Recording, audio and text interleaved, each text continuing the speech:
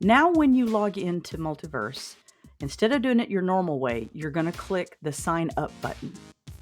And you're going to type in the email that is associated with the Facebook account that you used to log in with.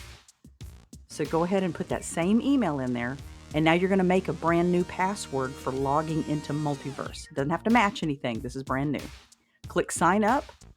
And then you're going to be presented with a terms and conditions box. Say, yes, I accept terms and conditions. Yes, I want you to email me when things change, since this app is under development.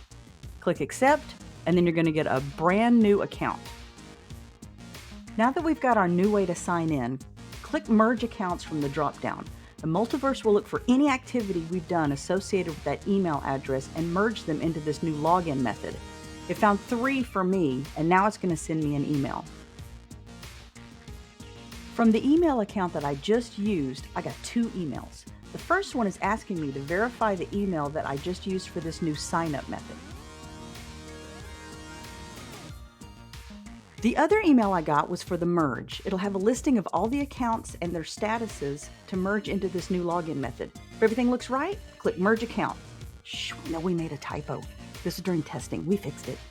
Now we've been logged out of the I/O site and need to go back and log in with our new method. From a fresh login screen, we'll now use the email fields and that new password we made to log into our account. Now we see Oculus account linked. We see our metaverse. If we click into it, we can scroll down and see all of our properties. Yeah. If you have plots, you can check on them here. There's my 2 plots. And you'll notice you may still have the merge accounts option from the drop-down. Don't panic. You can use it to confirm that Multiverse merged all of the accounts it found for this email address. Doesn't find any more, it got them.